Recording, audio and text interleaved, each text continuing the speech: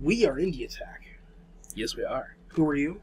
I am Kelson, and you? I'm Woody. Yeah. And today, we are not actually covering one game. We are taking a look back at the IFCOM 2014. Mm-hmm. It's all done now.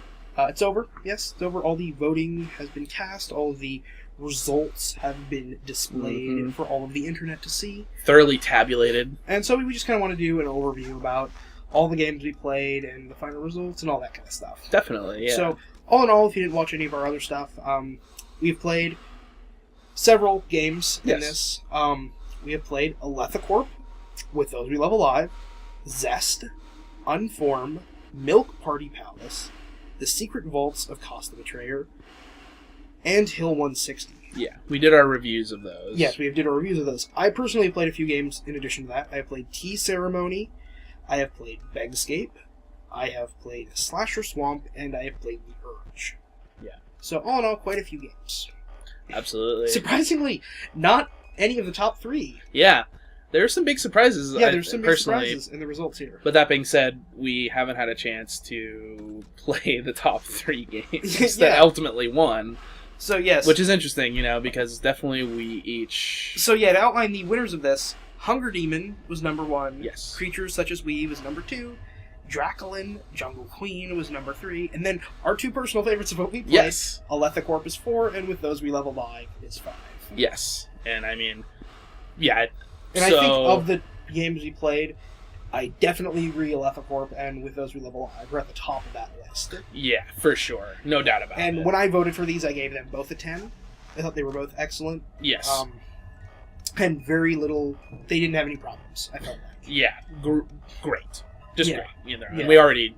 We already talked about how good they are. Yeah, exactly. Go watch those if you want to see that. But those are my two favorites, absolutely, of the ones that I was able to play. Favorites for different reasons. For different reasons. Yeah, very different games, but very... With Those We Love Alive, very... emotional. It was very evocative, and that's what I liked about that one. Absolutely. Alethicorp had... It was kind of the opposite. It wasn't really emotional, but it had such a cool setup. It had a really cool way of handling things. Yeah, it was kind of sophisticated. And having read the post-mortem on this from the creator of Alethicorp, there's like a lot of neat little details in that game and stuff, and plot details that we never picked up on. There's a whole bunch of different endings for that. There's apparently an ending no one's gotten yet. So...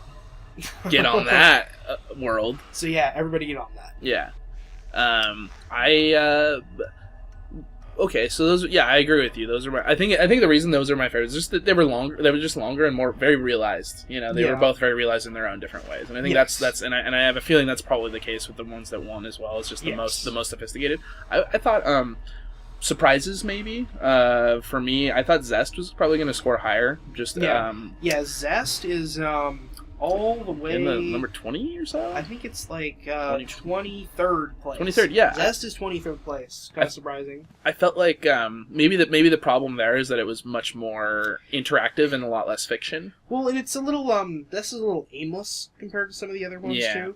And, it's odd I say aimless because 24th place is actually Unform, which is probably the game I like the most after Alethicorp. Yeah. And With Those We Love Alive. Right. And Unformed had a very straightforward narrative. Right. Like a very clear, Twilight Zone episode, you called it. Right, yes, totally. And it really rhymed with that. Yeah. And, that game, I thought that was really good, and it surprised me that it isn't higher. Yeah, likewise. Maybe it was just because it was too standard and maybe a little bit predictable. Yeah, I suppose so. It was definitely playing in the genre. Same with Vaults of Cast the Betrayer. I thought that would maybe score a little higher just because it was such a, like we said, a fantasy throwback. Yeah. But maybe also that one was maybe a little too... that one was probably the most difficult and impossible, in my opinion, to play without the walkthrough. Which, is a factor, perhaps. But I thought Zest, as far as, the visual... Just, I don't know. I thought what maybe would catch people would be something that was just more familiar. A little more visually engaging. Yeah. But I think, too, maybe we're kind of maybe underestimating the crowd for this, because if you're judging stuff in the IF comp, you're probably pretty into...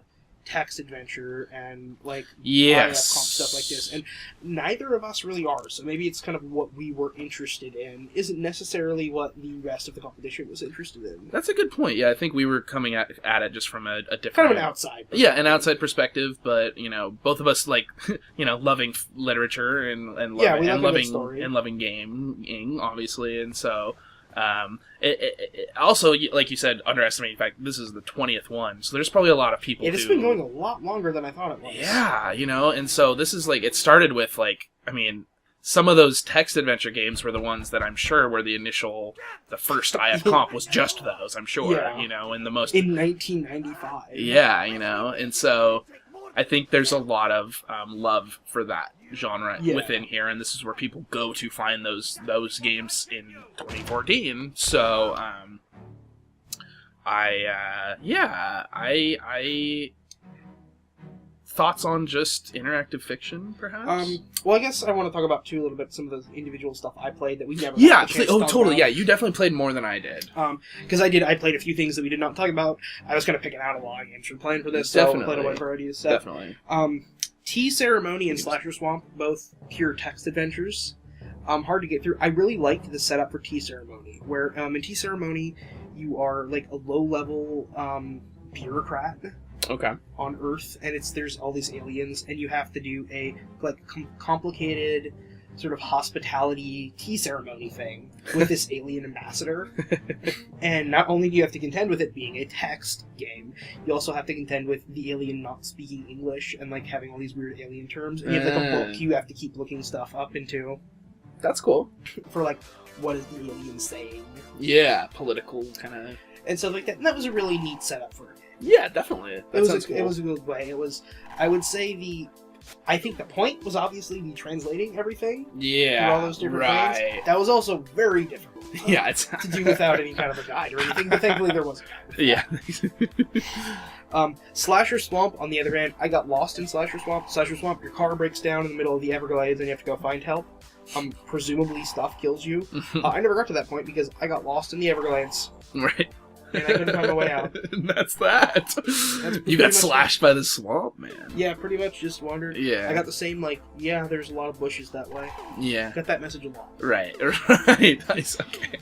I played Begscape, which was the other game by Propantine. With those we level up. Yeah.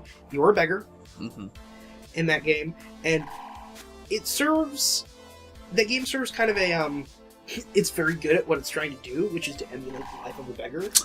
Okay. But it is also pretty limited. So basically how it works is you beg for money, and you try to get enough money every day so you can find a place to sleep.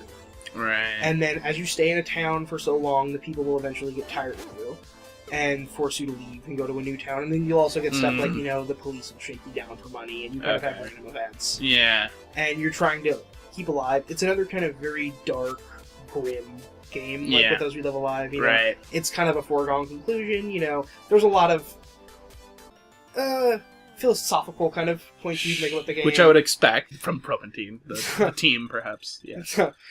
But that's the deal with. Yeah, it seems like Shades of Zest almost, were in a way. Well, it's not like a depression simulator, because I don't really think there's a good ending to Begscape, but Depression Simulator is pretty close to what I described, because it's basically you play until you die. I don't really think there's a good ending. Oh man. But a message. And it's there's a message, and I'm sure there's something there. I don't know how much of a game it is. Yeah, definitely. Compared to even with us we level up. Yeah, which is very good. So, thoughts overall on, perhaps just the idea of interactive fiction, In 2014, Is there a place? Is there a place? For interactive fiction. I think there's a lot of bias against this kind of form of game design and game creation, whatever you want to call it. Yeah. But I don't think that makes a lot of sense. These are games. Absolutely. There's the whole thing about, declaring things of not games because you don't do stuff and everything. Right. Well, even this, it says it's interactive fiction, which is, fair. Yes. And reviewing this in the context of, video games. Right. These are games. They're fun to play, and ultimately I don't see these as being much different from a lot of the old school games that I played. I played adventure games. I played point-and-click games. I played King's Quest games. I played actual text adventure games when I was younger. Yes. And all of these things showcase game design principles. Everything, they're interactive, and it's always. I always think it's silly when people try to declare stuff as not being a game because it's not played in a particular way. Yeah, a lot of our favorites from this had like systems that were at play. It was like, and so it is silly, because you can break anything down and Occam's Razor things down, and I think if you Occam's Razor any game, you get to like, okay, you do have objectives and you have perhaps story, and like this is definitely, you have objectives, you go forward, you do things, you reveal story. Well, and ultimately it's the gameplay is, with some of these, like the gameplay is pretty limited. Like with The Urge, for example, there was only a couple of choices throughout the entire context of that game. That really was more like an interactive story. Kind of a ride. Yeah, but the other ones of these, the way I like to see it is that the story is the puzzle. Yeah. And if you were solving a puzzle, no one would say it's not a game. Right. If it was a physical puzzle. If you were pushing blocks around, no one would complain. But if you're trying to pick the right text option, that is suddenly like not a video game. Well, and it's funny because like, and I just like to kind of think of it as a conversation-based puzzle. Exactly. Yeah. Exactly. And it's more. And some of these are more sophisticated than just pushing blocks around. It's like funny that you would even make that comparison, because like Unform, I think, is a good example there, where it's like you have to use your wits to kind of figure out the scenario and what the system in that game wants you to do. And those are definitely puzzles, in my opinion. You have to read things. You have to, instead of just like looking like, oh, there's a switch. You have to think like, okay, what cue in the language tells me the right path to go down? And I think.